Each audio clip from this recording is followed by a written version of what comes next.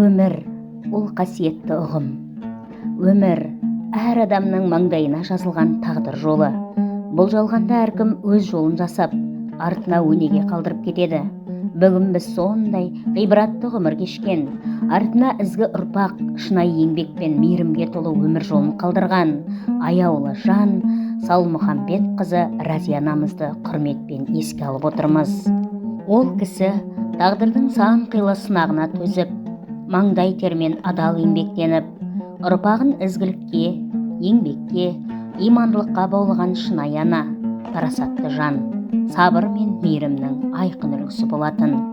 Салмұхамбетқызы Разия анамыз 1936 жылдың 20 мамырында қазіргі Түркістан облысы Келес ауданы Біртілек ауылдық округіне қарасты Жолбасшы елді мекенінде Салмұхамбет атамыз бен Мазгүл анамыздың шаңырағында өмірге келген. Разия анамыздың әкесі Салмұхамбет техникаға бейім, қолы шебер, еңбекқор жан болған. Ол трактор жөндеудің қыр-сырын меңгеріп, Орынбор, бұрынғы Омск қаласына барып арнайы білім алған. Елге оралған соң, ауыл жастарына трактор жөндеуді үйретіп, ел дамуына сүбелі үлес қосқан. Анасы Мазгүл руы әжіке, үй шаруасына ұқыпты, еңбекқор, бала тәрбиесіне аса жауапкершілікпен қараған парасатты, өнегелі ана болған. Бала күнінен ата-анасының еңбекқорлығын көріп өскен Разия анамыз да жас шағынан адал, еңбекке бейім болып, төзімділік пен табандылықты бойына сіңіріп өсті. 1958 жылы Разия анамыз Сарыағаш ауданына қарасты Таскескен елді мекеніндегі Досқара болыстың ұлы Көшербай атамызға тұрмысқа шығып, жаңа отбасын құрды. Екеуі тату-тәтті ғұмыр кешіп, 4 ұл мен 3 қызды тәрбиелеп өсірді. Тұрмыс құрған соң Разия анамыз Таскескен ауылындағы колхозда жұмысшы болып, еңбек жолын бастады. Ол кезде ауыл өмірі түгелдей дерлік мақта шаруашылығына байланысты еді. Анамызға жыл сайын 3-4 гектардан мақта жері бөлініп, оның егісі мен терімі, күтімі түгелдей өзінің мойнында болатын. Таңмен таласа тұрып, кеш батқанша бел жазбай еңбек етті. Жердің бабын тауып, мол өнім алу оның күнделікті өмірінің бір бөлігіне айналды. Жыл 12 ай тынымсыз еңбек етіп, өмірінің көп бөлігін сол колхозға арнады. Сонымен қатар Разия анамыз діндар жан еді. 5 уақыт намазын қаза етпей, Алланы жүрегінен де, аузынан да тастамай өмір сүрді. Ол рухани тазалықты, сабыр мен шүкіршілікті, ізгілік пен мейірімділікті бәрінен жоғары қойды.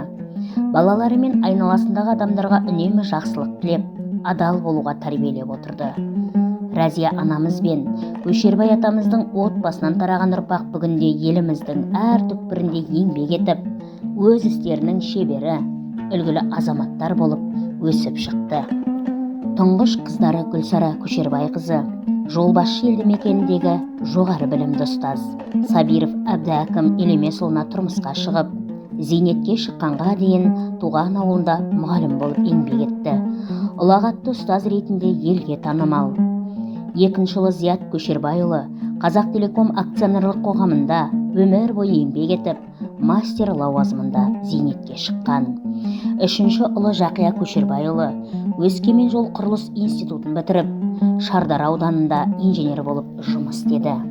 Кейін Мереймет ЖШС басшысы ретінде кәсіпкерлікпен айналысып, қазіргі таңда да ел игілігі үшін еңбек етіп келеді.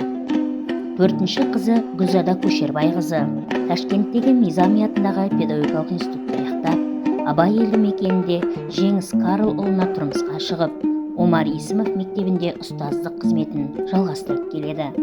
5-ші қызы Үрзада Көшербайқызы Ташкенттегі медициналық училищені тамамдаған, Сарыағаш ауданы Диқан баба ауылына келін болып түсіп, ұзақ жылдар медбике болып еңбек етіп келеді. Жолдасы Құдіретәлі Сейдуәлиев кәсіпкер. 6-шы ұлы Зікрия Көшербайұлы 10 жылдық біліммен ақ Таскескен ауылында кәсіпкерлікпен айналысып, ауыл меценаты ретінде елге үлгі болған. Жетінші кенже ұлы Серік Көшербайұлы 1974 жылы дүниеге келген. Өрт сөндіру қызметінде, кейін Қазтрансгаз мекемесінде еңбек еткен. Қазіргі таңда зейнетке шығып, қара шаңырақта ата-ана аманатын жалғастырып отыр.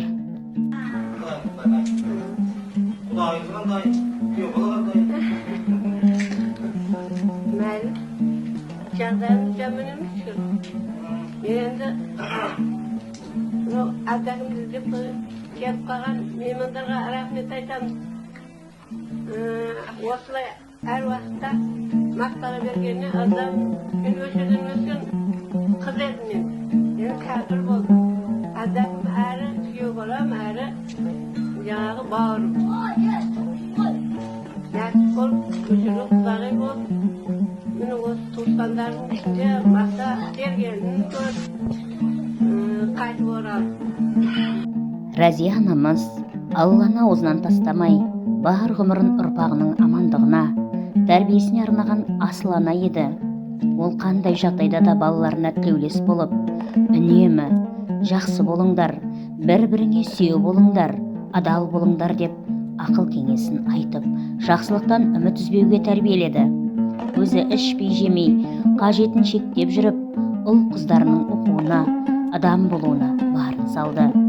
Ол кісінің өмір жолы төзім мен еңбек, имандылық пен мейірімнің шынайы үлгісі.